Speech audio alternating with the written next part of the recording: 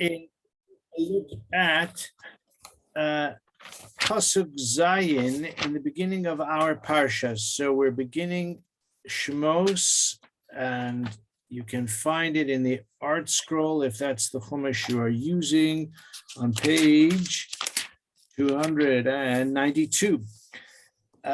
And any chumash that you may be using, it's Perek Aleph. So the parsha begins Ve'lishmos b'nei Israel, etc. As we know, quickly the circumstances of the Jewish people, the Jewish tribe, deteriorates. They increase in numbers, but their persecution begins. So the pasuk that I want to begin with is pasuk Zayin. Uvnei Yisrael paru v'yishritzu v'yirbu v'yatzmu b'ma'od ma'od v'timalei haaretz osam.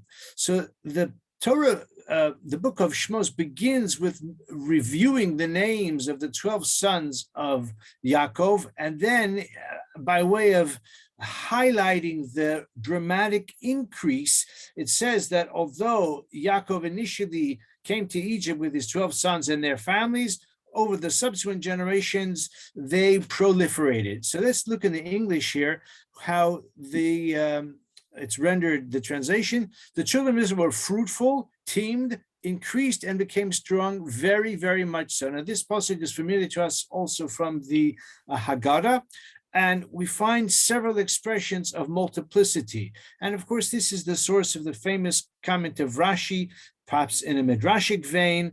Perhaps it's not necessary mathematically to explain the increase, but Rashi says, Shisha bekeres echad, every woman gave birth to multiple children, sextuplets even, and that is hinted to in the multiple expressions. Paru, v'yishritzu, v'yirbu, v'yatzmu, b'ma'od ma'od, 6 expressions of increase. My friend for the year, Rav Moshe Alshikh, asks a very simple question, which probably has occurred to you even if you haven't articulated it explicitly. Why does the Torah liken the increase of the Jewish people to carrots? Vayishritzu is to increase. Here it says, in the English, it says they teemed. Paru, they were fruitful, from the word pri. Vayishritzu, teemed. Egypt or Goshen was just teeming with Jewish people. In other words, the increase was remarkable. The word sheretz means a rodent, like a mouse or a rat or another lizard or other creatures. Usually a sheretz is not, it's firstly not a kosher animal. It's certainly tameh. It's a source of tuma, of spiritual or ritual contamination. And he asks, why does the Torah use that metaphor? Why does the Torah choose a word, a noun, and then turns it into a verb to express the multiplicity? They increased in the manner of a sheretz. And actually, the Medrash says that a sheretz could give birth even to 60 eggs at a time. The word sheretz applies, as I said, to a rodent, to a lizard, to other creepy, crawling creatures. None of them are very pleasing. None of them are very complimentary. Says Alshikh, couldn't the Torah come up with a more appealing, a more congenial, a more refined metaphor to use for the increase of the Jewish people? Says the Alshikh, an interesting idea, and this is the first thing I want to share with you, and it's introductory to a more sophisticated further analysis we'll get to shortly. He says, Paru v'yishritzu. Paru is from the word pri, fruit. The Jewish people were fruitful. That is to say, just as the patriarchs, Abraham, Yitzchak, Yaakov, they all had children, not that many. Abraham and Yitzchak did not have that many children. Certainly, Abraham and Sarah had only one child, but this child of Abraham and Sarah was very righteous. Yitzchak had only 2 sons, Yaakov and Esav. Okay, Esav didn't maybe bring that much nachas to the family, but Yaakov did. So Abraham, Yitzchak, and then Yaakov had 12 sons, each of whom were complex in their own way, but they were all righteous as well. So says the Alshikh, Paru refers to the Jewish people, the descendants of the patriarchs who gave birth to, who fathered, and who became the parents of a generation of those who were similarly righteous. So Paro is a reference to those who were righteous. Yishritzu, my friends, he says, refers to the Jewish people who were numerous and were not righteous. And that's the title of our shir tonight for those who took note of it. Many Jews, few tzadikim. I'll read you a few lines. He says, there were two categories, two groups. Probably there was a continuum as well. It wasn't just two totally distinct groups, but you could divide the Jewish people into the righteous and the less than righteous. And probably the former, the righteous, were more limited in number. And he refers, not here but elsewhere, to the famous tradition that only 1 in 5 of the Jewish people actually left Mitzrayim. There are other opinions, maybe 1 in 50, etc. So he says, Paro shasu peri, they were fruitful. Shehu kiyotze ba'avos, just like an apple tree produces apples and a mango tree produces mangoes. So the tree of the patriarchs produced those who were worthy like them. That was one category, but there was another category. Vayishritzu. There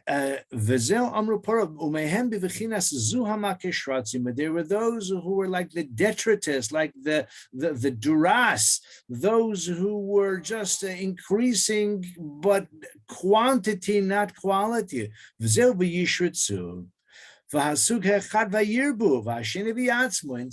he says the other expressions that we find in this pasuk, take another look. Paro v'yishritzu refers to the two categories. Vayirbu, the tzadikim increased, but the non-tzadikim, v'yatzmu, were very powerful and numerous. B'ma'od, ma'od. So he says that the Torah here is alluding with the words Paro v'yishritzu to the two categories. They both increased, but probably those who were not righteous, those who were less than righteous, were more numerous. And he even says, there's a well-known midrashic tradition. Rashi quotes it in Sanhedrin. It may be found in other sources as well. I mean, Rashi says B'Shem Agad. It's a rabbinic tradition, probably not meant to be taken literally, but it expresses an idea, dramatic idea, that part of the inhuman torment to which the Jews were subjected is that the Jewish children, in some cases, were put into the place of the bricks in the wall. In other words, they were walled in. They were even cooked with the bricks. Again, whether it's literally or just figuratively. And on one occasion, Moshe saw a Jewish child, maybe a toddler, who was being used in place of a brick, and he was going to be entombed within the wall of this structure. And Moshe said to God, are you subjecting the Jewish people to such misery, to such persecution, such suffering? So Hashem said to Moshe, if you want, take him out, save him. It's up to you. The implication being that those who were, let's say, subject to that kind of suffering, I would stop short of saying they deserved it, but they were not worthy of being redeemed. So Moshe took one of those children out, and he turned out to be Micha, not the prophet Micha who lived later, but this is the infamous Pesel Micha. Micha is the one who smuggled out an idol and ultimately was the catalyst in the sin of the golden calf, the Chet HaEgel. Perhaps he's the same one even who lived for a long time, and he was involved in other transgressions as well. So just to read you a few words, if you want, take one of them, one of these children who is otherwise going to be entombed in the wall, and take him out, and you will see, God told him.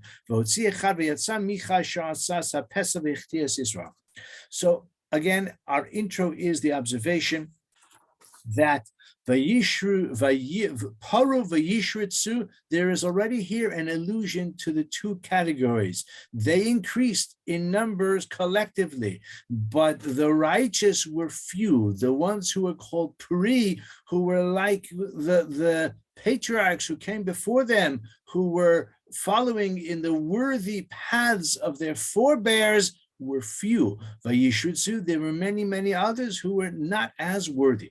Now, I want to turn right away, as Alshikh himself does in the following passage to this question: what about our tradition that the patriarchs established the foundations of righteousness of the Jewish people, and without thinking even superficially that every Jew is completely righteous, not now and not even then, but nevertheless, the idea that we are collectively worthy and deserving is part of our usual way of thinking about the foundations upon which the Jewish people are established. Alshikh tweaks that a little bit in explaining that possibly, and we once mentioned this previously as well, that the whole reason for the exile, perhaps in Mitzrayim, has to do with the fact that the process of refinement, of purification, was ongoing. It wasn't sufficient just to say Abraham, Yitzchak, and Yaakov are the three pillars of the Jewish people, and after that, the 12 sons of Yaakov were righteous, and whatever followed were all righteous. It doesn't happen as easily as that.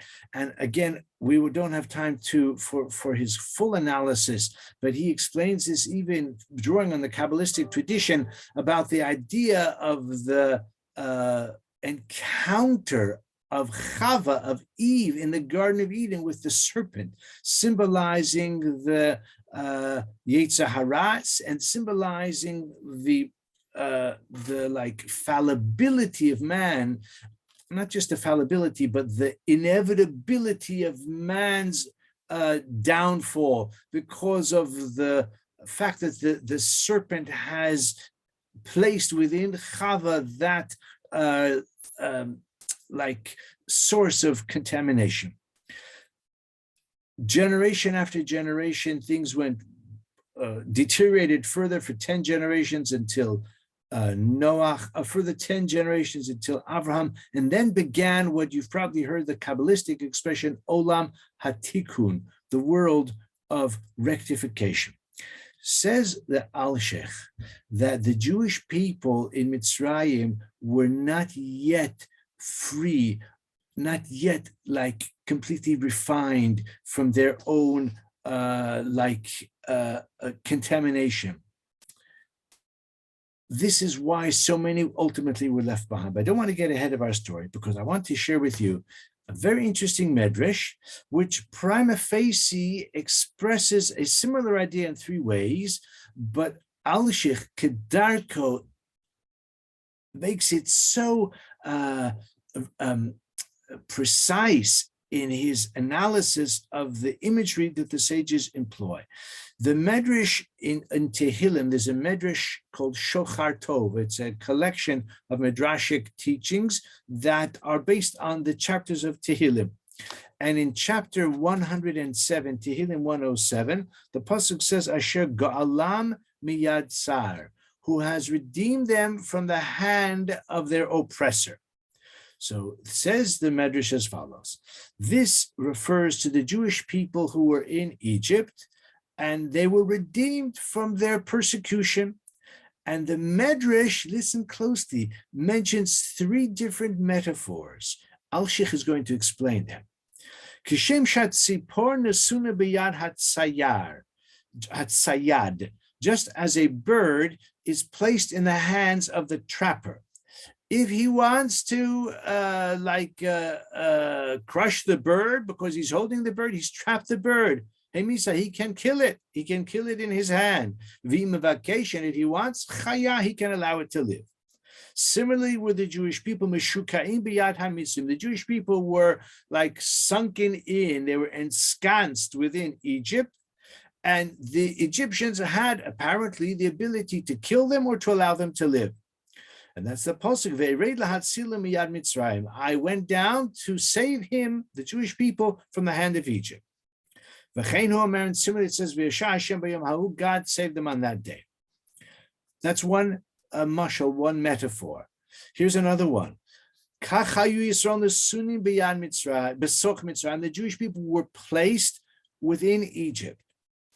Ku'ubar shu nasum b'me'eha shel behemah, like an embryo a fetus in the womb of a let's say a cow or a ewe of a behemoth. Just as the shepherd places his hand within the womb, vishomto, and like draws out the fetus from within the womb of the animal, this is what Hashem did. Lavu lakachas goy mikerev goy, as the pasuk says, to come and to take for himself a nation from within a nation. Goy mikerev goy. That's the second mashal, the second metaphor. Here's the third one. Amar Rav Avio Vishem Rav Yossi ben Zimra, Kishem shahazahavi hazeh poshet yadav, just as a goldsmith extends his hands and takes the gold from the crucible, from the furnace, similarly did God redeem the Jewish people from Egypt. Like it says, Ve'eschem lakach Hashem v'yotzi eschem mikur habarza miMitzrayim, from the iron crucible, from the iron furnace, which is Egypt. So Alshikh says, superficially, we have three ways of expressing the same idea. I'll just review it. We have the trapper who traps a bird and holds it in his hand. He can kill it or he can allow it to live. Or we have the image of the embryo, the fetus within the womb of the cow or the ewe, the livestock, and the shepherd can extend his hand within the womb of the animal and to draw out the fetus into life. And the third one is like the gold, which is in the crucible, and the goldsmith will bring it out. So Alshikh, and my friends, it's so fascinating to me to see how he analyzes with such insight and precision every nuance of the Medrash. So he asks a few questions. He says, according to the first metaphor, that the Jews were like a bird in the hands of the Egyptians. Does that mean the Egyptians could have, it was within their power to kill the Jewish people? And why does it say that the trapper can kill the bird or allow it to live? You don't have to say both. If he has the power to kill it, then the alternative is if he doesn't exercise the power, then it lives. Why does it say he has the power to cause it to live? And he says, what's the meaning of Meshukaim, ensconced within the hands of the Egyptians, or the other one which says that the Jewish people were placed, and doesn't say within the hands of the Egyptians, but within the Egyptians, and that's the metaphor of the embryo within the womb. And he says, even this goldsmith, why does it say in the first case biyad within the hand, and it says in the case of the goldsmith the shepherd can place his hand within and draw the embryo out, but the zahavi, the goldsmith, uses two hands. What's the significance of it? So he highlights, or he observes these very fine distinctions, and he explains them one by one. So that's what I'd like to devote the rest of our minutes together for a half hour on the Parsha, to see how he explains these three. But he has a profound explanation, not just in terms of the imagery, but much more fundamental than that. He says the Jewish people, these three positions of the Medrash, these three opinions, reflect three possible explanations as to why the Jewish people were in such a plight. What brought it about? Meaning, what transgression, what circumstance caused the Jewish people to be at the mercy of the Egyptians and suffering to such a degree from the Egyptians? So he says one possibility is what we find when Moshe said to the Hebrew men who were fighting. Moshe said to the one who was the aggressor, Lama sakereyecha, why are you striking your fellow? Probably they were both scoundrels, really, but the one who was apparently the aggressor, and he replied, Halahargeni ata omer, do you propose to kill me like you killed the Egyptian? And Moshe said, Achein nodah hadavar. Now I see the matter is known. Now the simple understanding is, I see the matter is known what I did yesterday, killing the Egyptian, and now these Hebrews are this one at least is threatening to denounce me and to essentially turn me into the Egyptian authorities. So he fled. But Rashi says, now I know why the Jewish people are suffering. They're suffering because they deserve it. Meaning they're so iniquitous that they deserve it. They're essentially being punished for their sins. Okay, we will return to that shortly.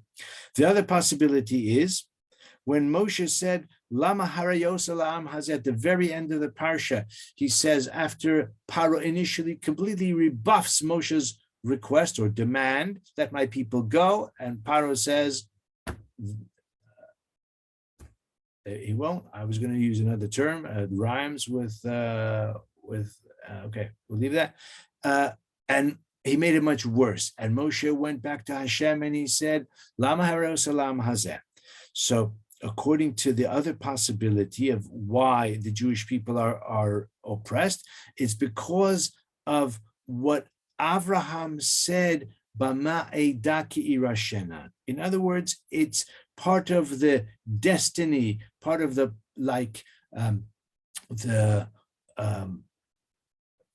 pattern of the destiny of the Jewish people. Hashem says to Abraham, your descendants will be enslaved and they will be persecuted in a foreign land, and then they will be ultimately redeemed. And Avram said, Bama Eida, which according to Alshikh, the meaning is, Avraham said, why exile my descendants through Yitzchak and through Yaakov? What about Yishmael? What about Esav? Why not let the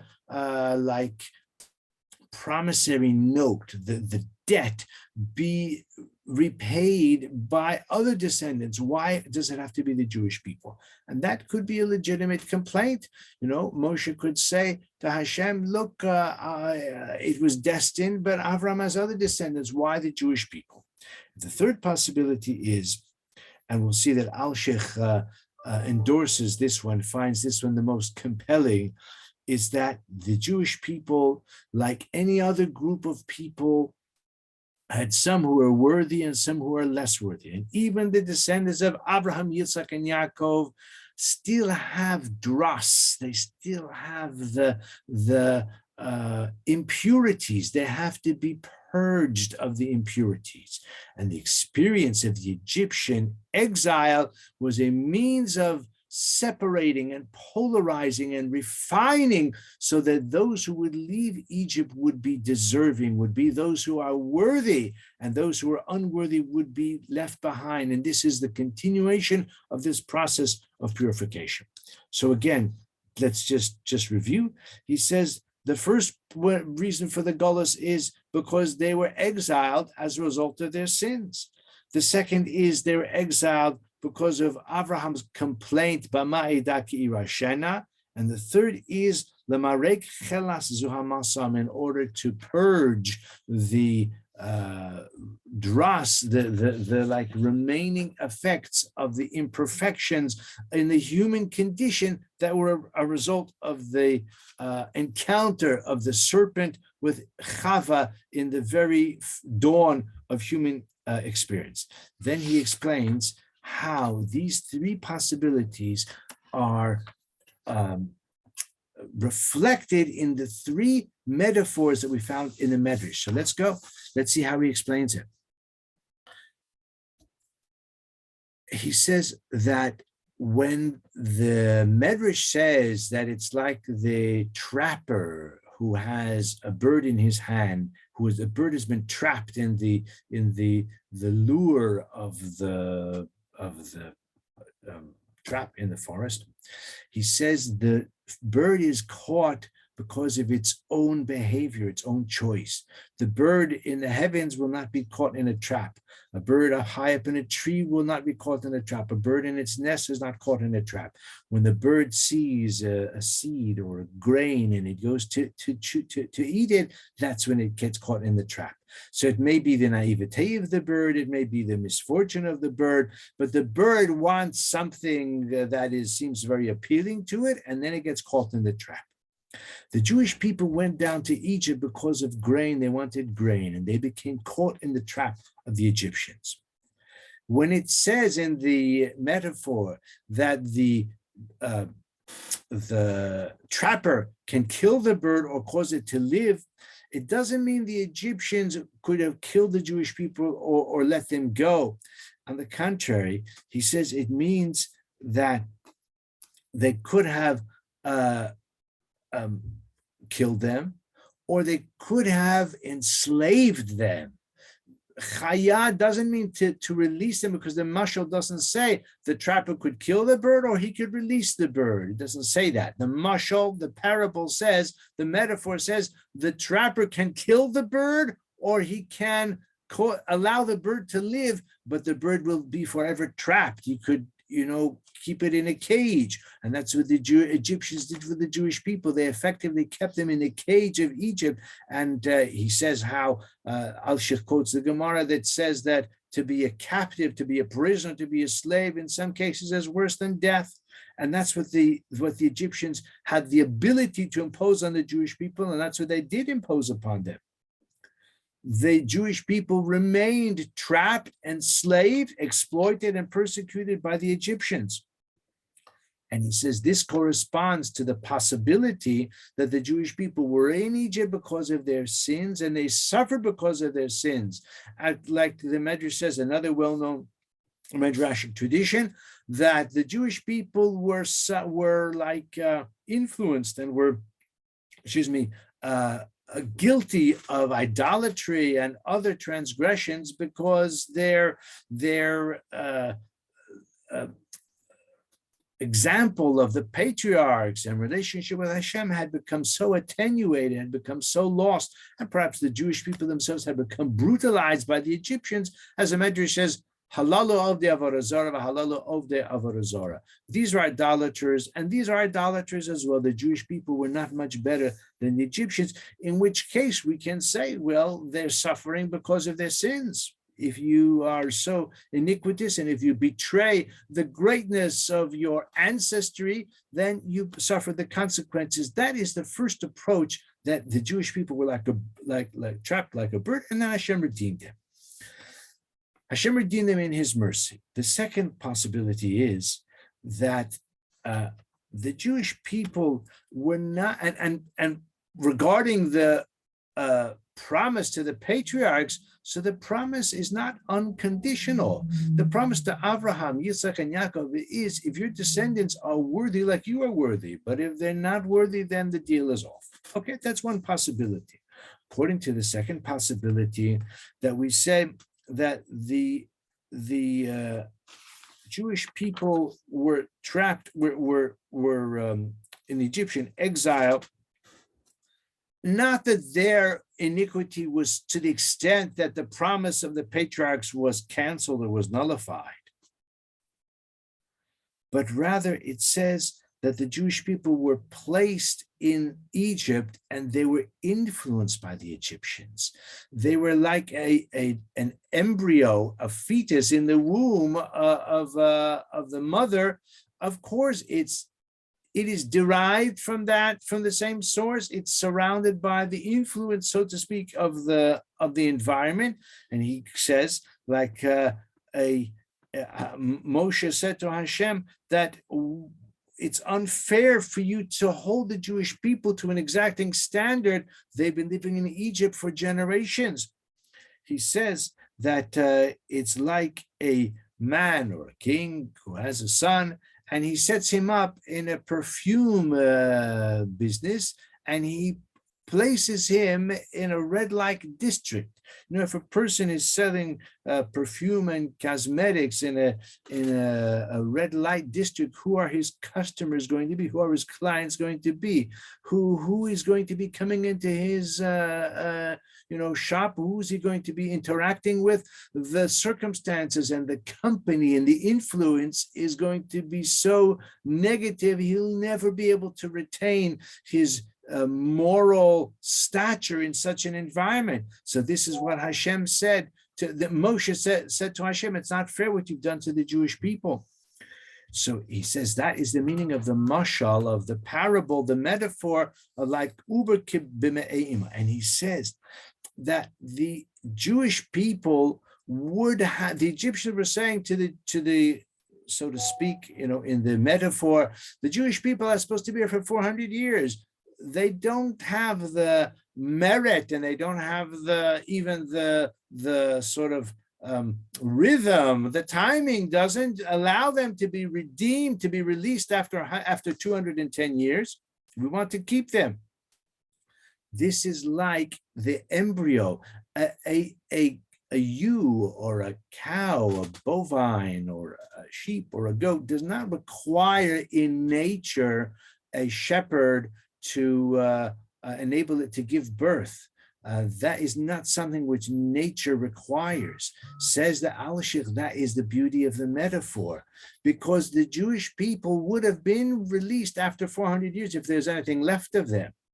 Just like a sheep or a goat or a cow gives birth after a certain number of weeks of gestation. But what if the shepherd wants to precipitate the labor, to induce the labor? Then he has to put his hand into the womb and somehow draw the fetus out before it's time. So he says this is the second view, that the Jewish people were oppressed because of the promise to Abraham of 400 years, and they wanted to get out before the 400 years. So this is the metaphor of the shepherd drawing out the embryo. But then he says in a beautiful analysis of the third possibility. The third one we said is the goldsmith. He says that that which would take 400 years was accelerated because of the harshness of the oppression. And the goldsmith, because of the preciousness of the gold, he puts his two hands in. Doesn't mean he puts his hand literally into the fire. He maybe uses an implement, but he's prepared to, so to speak, descend into the furnace in order to take out the gold. He even says that Hazahavi is like the goldsmith. He's not just an artisan, but he also owns the business. He doesn't say to his apprentice, deal with the gold. He does it himself because of its preciousness. So are the Jewish people so precious. He even says the two hands, it represents Midas Hadin and Midas Harachamim. On the one hand, the attribute of mercy, on the other hand, the attribute of judgment. He says, according to the first two possibilities, the Jewish people were redeemed by God only out of mercy. According to the third possibility, even with Midas Hadin. Why? Because those who were not worthy of being redeemed stayed behind. Those who were deserving, those who were redeemed from Mitzrayim, were purified by the furnace, partly by the suffering and partly by the influence of Egypt. Those who did not want to leave, or those who were not worthy of leaving, stayed behind indeed. He says, this is the meaning of Ve'eschem lakach. That's why the proof text is Ve'eschem lakach, and God has taken you, meaning those who were removed from Egypt, those who were redeemed from Egypt, were the ones who are worthy. My friends, with this we see, I think, a beautiful insight that the experience of the Egyptian exile was not only the punishment, not only the suffering, not only the destiny of the Jewish people, of the promise to Abraham, but there is something positive and necessary, the process of purification, the process of polarization, perhaps, in which Abraham, Yitzhak, and Yaakov were so righteous, but when you create a nation, descendants numbering into the hundreds of thousands, they can't all be equally righteous. Says the Alshikh, those who left Mitzrayim, okay, they were not uniformly righteous by any means, but they were the ones who best perpetuated or exemplified the merit of the patriarchs. And I think this is the explanation of why the Jewish people remain distinctive even to this very day, because our foundations, even after Avram, Yitzhak, and Yaakov, through the crucible of Mitzrayim, represent the concentration of potential within the Jewish people, which we see throughout the generations, people who are spiritual titans who have the ability to transmit and to represent the greatness of which the human being is capable. The Jewish people continue, even to this late date in history, to be the exemplars, or to have the capacity to exemplify righteousness for the world. It's not to say that every one of us is righteous. Certainly, there's inevitably great variability, but at least we see the foundations of the Jewish people that are emerged from Mitzrayim according to the beautiful and brilliant elucidation of the Medrash of the three possible parables: the bird that is trapped and held by the hunter, the embryo that is drawn out, goy mikerev goy, from the insidious surroundings of Mitzrayim, that the Jewish people were extricated, and lastly, and certainly the approach of Alshikh, the one that Alshikh lauds, is the goldsmith who purifies the gold. The dross is drawn away, is burned away, and he takes from the furnace the pure gold, which represents the potential of the Jewish people. I'm sorry we've gone over a few minutes, but we're back after a few weeks' absence, and I wish everybody Shabbat Shalom. Have a wonderful Shabbos, and if you'd like to hear about our adventures in South Africa, come to Kesher this Shabbos. You'll hear all about it.